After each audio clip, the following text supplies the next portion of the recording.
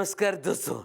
उस दिन की बात है, हेमा जी और मैं पंजाब घूमने गए थे और मैंने कहा हेमा जी ये देखो, ये मेरी खेती, कितनी हरियाली है यहाँ पर। अचानक हेमा जी मुझसे बोली, पाजी स्केयर करो। मैं समझ गया हेमा जी क्या कहना चाह रही थी। मैं गया वहाँ एक पेड़ के पास जहाँ पर बहुत सारे कौवे बैठे थे और मैंने वहाँ पे अजीब हरकतें करना शुरू किया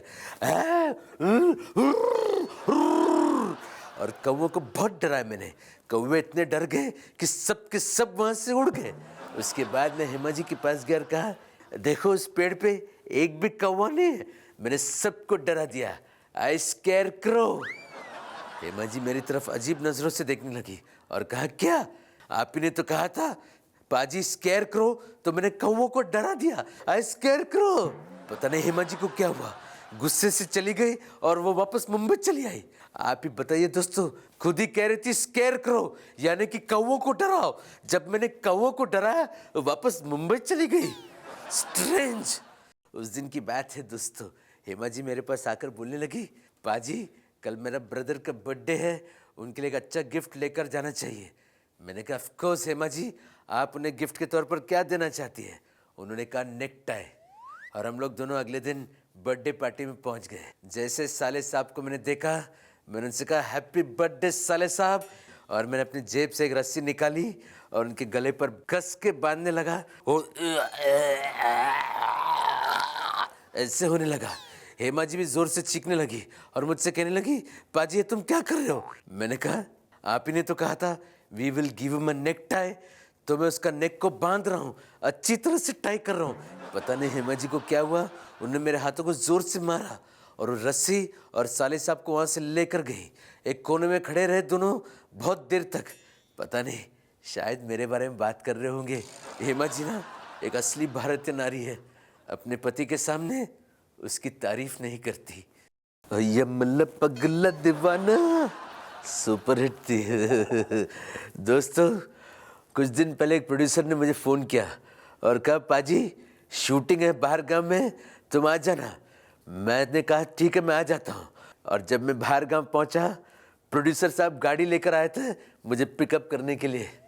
अचानक उन्होंने मेरे 15 बैग्स को देखकर कहा, पाजी ये क्या, हाउ मच बैगेज। मैंने कहा देखिए ये जो पिंक बैग है उसे मैंने 3 साल पहले खरीदा था, उसका उम्र हो गई है 3 साल। ये पीले वाले का 5 साल और ये वाइट वाले का 2 साल और ये जो छोटा सा काला बैग है ना ये 6 महीने का है। तो प्रोड्यूसर ने कहा रुकिए 1 मिनट पाजी ये आप क्या कह रहे हैं।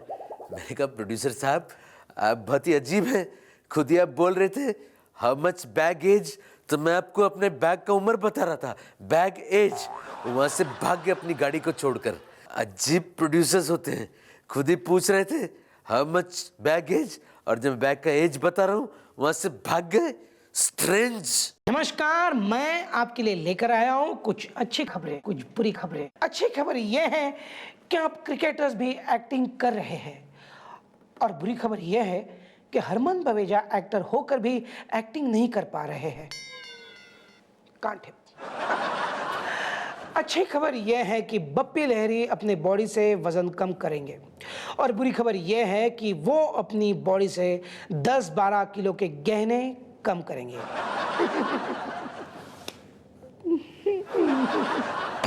अच्छी खबर यह है कि एक पॉलिटिकल पार्टी कुछ महिलाओं को ऑटोमेटिक कपड़े धोने की मशीन देने जा रही है और बुरी खबर यह है कि इन सारी महिलाओं ने यह मशीन लेने से इनकार कर दिया है क्योंकि उनका कहना यह है कि हमें अपने पतियों के हाथों धुले कपड़े ही पसंद है। मेरे घर में भी यही हाल है। नमस्कार, मैं आपके लिए लेकर आया हूं कुछ अच्छी खबरें, कुछ बुरी खबरें। अच्छी खबर यह है कि अन्नू मलिक ने कहा कि सोनू निगम जब 6 साल के थे तो मेरे नीचे 4 साल तक गाना सीखा। और बुरी खबर यह है कि अन्नू मलिक 5th फ्लोर पे रहते थे और सोनू निगम 4th फ्लोर पे गाना सीखने आते थे अपने संगीत गुरुजी के पास। अच्छी खबर यह है कि आप क्रिकेटर्स भी एक्टिंग कर रहे हैं और बुरी खबर यह है कि हरमन बवेजा एक्टर होकर भी एक्टिंग नहीं कर पा रहे हैं। अच्छी खबर यह है कि कामली कर रहे हैं आजकल नेट प्रैक्टिस, और बुरी खबर यह है कि यह प्रैक्टिस वो मस्कुटो नेट के अंदर कर रहे हैं।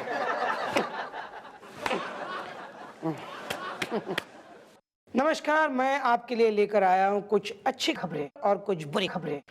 अच्छी खबर यह है कि आशुतोष गोवारिकर ने विवेक ओबेरॉय को रोल दिया, और बुरी खबर यह है कि आशु ने विवेक को अपनी बर्थडे पर अपने हाथों से क्रीम रोल और कबाब रोल दिया है। ये क्या खबर है? अच्छी खबर यह है कि म्यूजिक डायरेक्टर प्रीतम की 2 कैसेट कल निकल गई, और बुरी खबर यह है कि वो दोनों कैसेट कल उनकी जेब से निकल गई। दोनों फॉरेन की थी और बड़ी मुश्किल से चुराई हुई थी। अरे यार, म्यूजिक कैसे बनेगा?